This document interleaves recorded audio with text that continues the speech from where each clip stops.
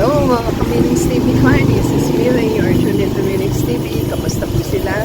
Tayo po is busy ngayon sa ating terrace at since kasi nangamatay na po yung ating unang batch na snake plants, tayo po yung magtatanim. Meron po tayong bok choy. Ito po is 69 pesos. Yan po ang ating itatanim.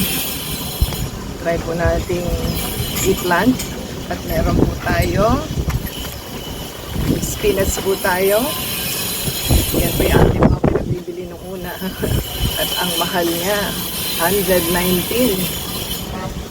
At meron pa po tayong isa, sunflower big smile. At ang presyo po niya is 79. Sa ating pong nai-ready ng ating pot at ating pong isisilid ng ating mga seed.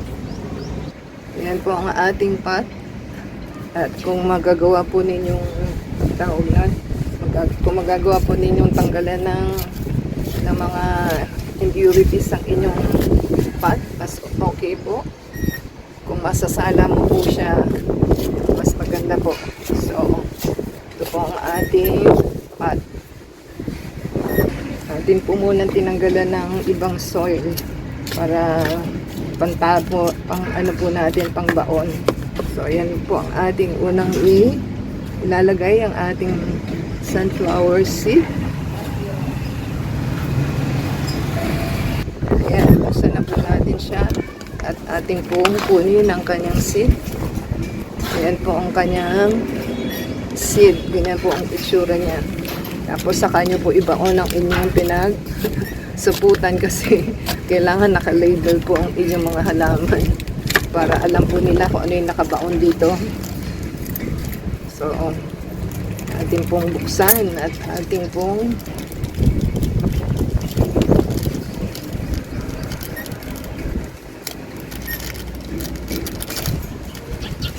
mahirap din siyang kumawala sa kanyang plastic.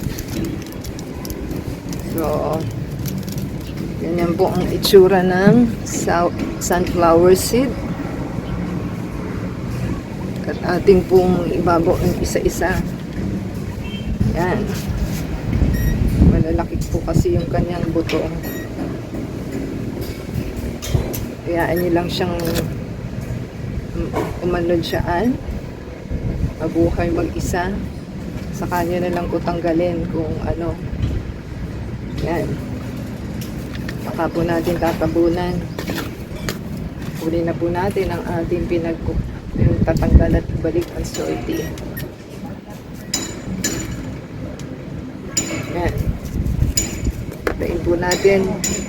Ayan ang ating next na itatanim po sa ating pot. At tayo po ay nabungkal na po natin ang ating ating soil.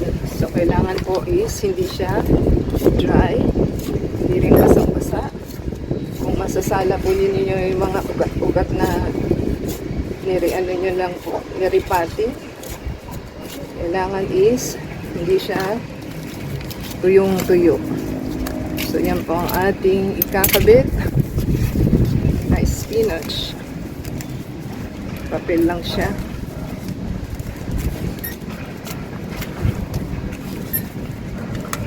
Yan po ang kanyang soy. Ang kanyang seed.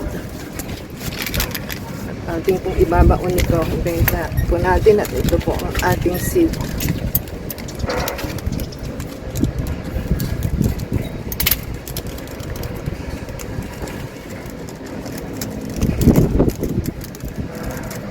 Yan po ang itsura ng ating seed. Na pula-pula.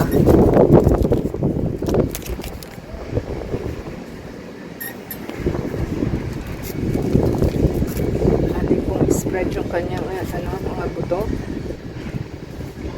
Medyo dapat layo-layo siya. Yan.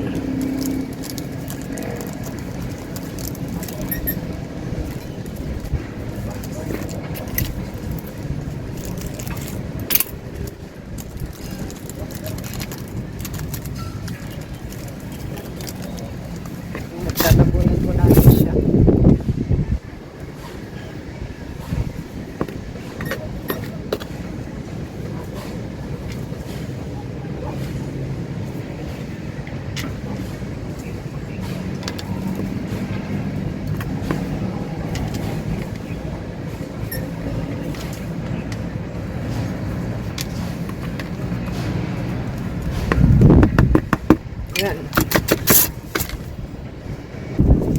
maganda lang po ang ating spinach. Ang sabi dito is ikat mo lang daw po ang kanyang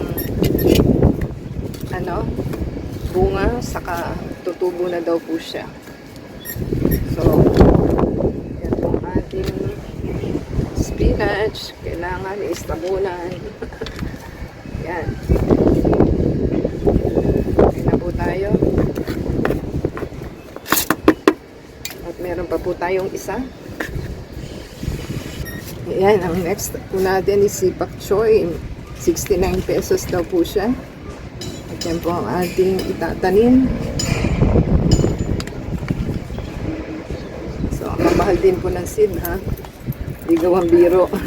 Pati pagtatanim, di gawang biro. So, maingay po ang ating construction. So, pasensya niyo po ingay dahil nasa labas tayo. Dami pala niya, oh. So, hindi natin mailalagay lahat. Dahil madami po siya. Ang dami-dami, oh. So, kaunti lang po yung ating ilalagay.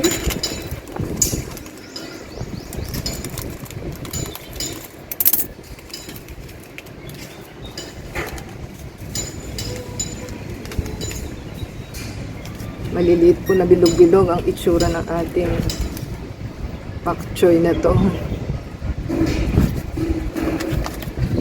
So, maliliit po si pak choy. Natin po ilalagay natin. Kaunti lang naman ang ating ilalagay dahil marami po siya. Yan.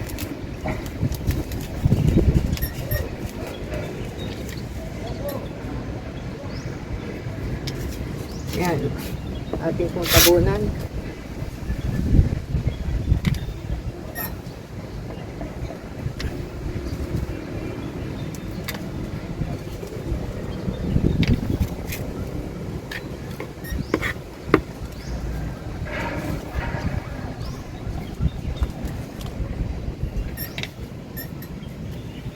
Yan. Yan na po ang ating pak choy na ating nilagay. Marami po pala siya. Hindi madami si pak choy sa kanyang. Yan. Masantala po ninyo ang inyong mga tanim na pat. Yan. Ating pong isalaksak ang kanyang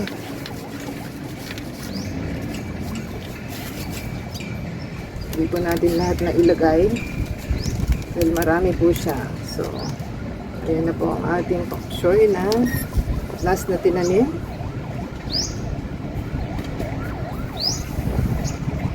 Kung nagustuhan po nilang ating binaon na mga tanim, di basta thumbs up, comment down below po, subscribe po sila sa ating channel, play the ads and video from beginning to end, and add us sa Facebook, Twitter, TikTok, and Instagram. So until next time po, God bless everyone.